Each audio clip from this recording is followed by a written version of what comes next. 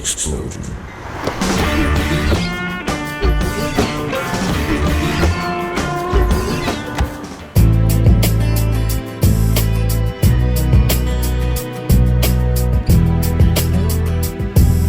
I am Comrade Fiyebo Eperetei. I'm actually a businessman and a human rights activist.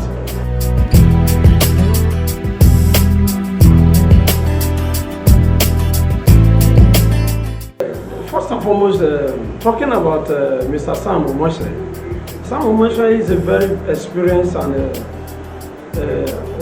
very respected critical stakeholders in Nigeria.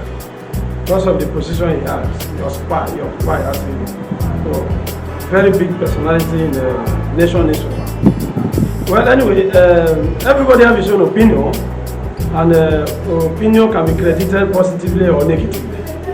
But for my candid advice, we shouldn't be. That is why sometimes I will be so surprised when people will be describing person was trying to make a speech because of his health situation, laughing at him. Do not laugh at somebody for health situation. Now, describing Obi as obituary, for me, it is a joke taken too far. It is absolutely a joke taken too far. If you don't like somebody, there's no crime for alarm, or there's no crime for not saying I don't like this person. But do not describe the person obituary. His name is Obi, agree, and people are describing it obedient. That doesn't mean that you are just zealous to that level of describing the person obituary. I think for me, politics should not get to that level. We should avoid hate speech. I think this government preach a lot of hate speech, that nobody should make hate speech. And I think someone now continue starting the agenda of hate speech. That description is an hate speech. So for me, it is not accepted and it's not proper. So Nigerians should be guided of whatever they are doing. Especially when you are a leader, when you are a public figure. We have to be very, very critical about issues that can cause division in this country. But we are trying to, Nigeria is an injury situation. We shouldn't be spreading hatred among ourselves. But for me, I am appealing that what Omasaye did, we should not repeat such thing in this country.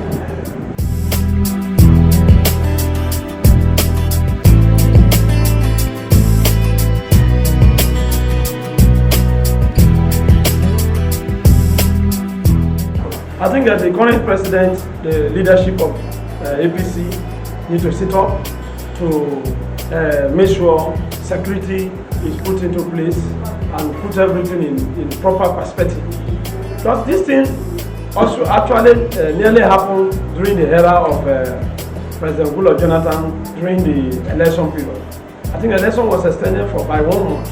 So we should put security into a critical stage, so that security matters should not affect this coming election. Nigeria want to have a new dimension. Nigeria want to have a new Nigeria. So new Nigeria is what we are talking about. So we should make sure that we exhibit that habit or that area of bringing Nigeria into a new perspective. We are tired of the current situation we are passing through. Look at the economic situation. Look at the security situation of the country. So for us to move forward, 2023, the government of the day, imagine a bandit are threatening the president of the country. Now we are going to kidnap the president. It's a shameful thing that we are going to kidnap a governor of the state. Very embarrassing.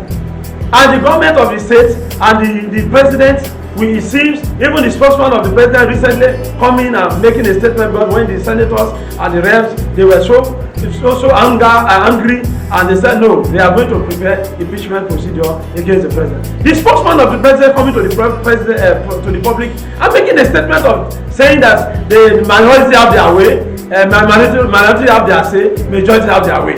Is that what we are talking about? Are you telling me this insecurity situation is not happening in the country? Are you telling me Nigeria is secure? Imagine people can be going to Abuja, bombing a prison, Kuje prison. Where are the security? We are talking about security. Where are the security? Okay, what are the opportunity? What opportunity does these people have from that long journey down to Kuje and bomb that Kuje? And the people are saying, no, enough is enough. Let us prepare impeachment of the president. You are now saying they are just joking. They are minority. They have their say, and majority have their say. Is that what Nigeria wants? No. We don't want all those type of statements. We want assurance. That's why in 2023, we should vote for a leader who has what he's going to do for Nigeria. Not by arguing, abusing each other, cursing each other. No, we are not interested. Tell us your aims and objectives. What do you have for Nigeria? What do you have for Nigeria? Not by I can spend billion, not by I can spend dollar. We are not interested in your dollar. We are interested in futuristic of Nigeria. How Nigeria is going to be. We want clairvoyant leader. That is what we want.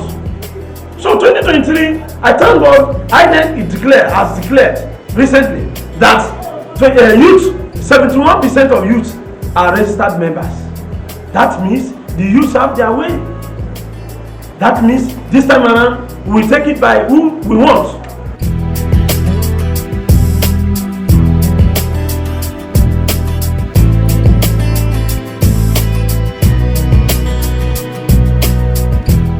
I think our politicians, because of selfish purpose, they are interpreting it when people talk about religion in a different way. And for me, I have concluded that we should not even talk about the religion again. Let the voters determine who should be our next president. If you look at the history of the current democracy, 1999 to date, Chief Olusegun Obasanjo started it. Chief Olusegun Obasanjo from western part of Nigeria, south precisely, and Alhaji Atiku Abubakar is from the north, Adamawa precisely, and Alhaji Atiku is a Muslim. Olusegun Obasanjo, Chief Olusegun Obasanjo is a Christian from the western part, southern part of Nigeria. Now, getting to 2007, when when the late Umar Musa Yar'Adua became a president, to balance the two sides, Muslim, Christian, the major religions recognized in Nigeria, he brought Jonathan. Jonathan is a Christian from the southern part of Nigeria, and the government fortunately successfully going. And when he got to the time of President Jonathan to become the president of this country, historically, let us analyze it historically and to understand where we are going. President Jonathan brought Namadi Sambu from Kaduna, sorry, precisely. From Kaduna, he's a Muslim. Jonathan is a Christian. And when President Buhari is to become the president of this country, President Buhari said no, to balance the same movement and to make sure we carry everybody along. Let us use Christian Muslim. That is the emergence of Professor Yemi Osinbajo. So I don't think this one should be a different one, if at all we believe ourselves. But looking at it holistically, it's like we don't believe ourselves. That you are not a core Muslim, you are not a core Christian. These are some of the challenges we are facing. If not, let us balance Muslim-Christian strategy in Nigeria. One, because it is sacrosanct that the country is managed by this major religion, and none of them should be left behind. If you are taking Muslim ticket, there are some decisions that you will take that the Christian need to also be part of decision-making body. But the vice president and the president is Muslim. How do you balance the situation? And if not well managed, it can escalate to unnecessary crisis in society.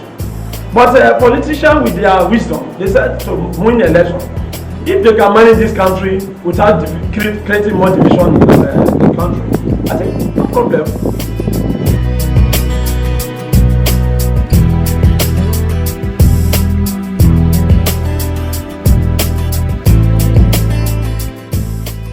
I think the youths are very ready to unite the country, but the politicians are not ready. One of the example of for you to understand that Nigerian youths are united is 2020 NSAS protest. 2020 NSAS protest should be a litmus test, should be an example to Nigeria that our youth of 20th century is no longer the youth of 21st century. So the youth of 21st century, they are now united more than before. Now imagine Imagine our youths are now saying that everybody need to have PVC. We need to have a PVC. Now you can imagine that Nigerian youths are registering. Before, nobody get time for PVC. But now Nigerian youths are registering massively in the PVC, so that they have to decide who to vote for. And you can see that with the electoral act that was signed into law by President Muhammadu Buhari, we found out that your vote now can be counted. So definitely, if your vote will be counted, Nigerian youths are ready to restructure this country through our voting system.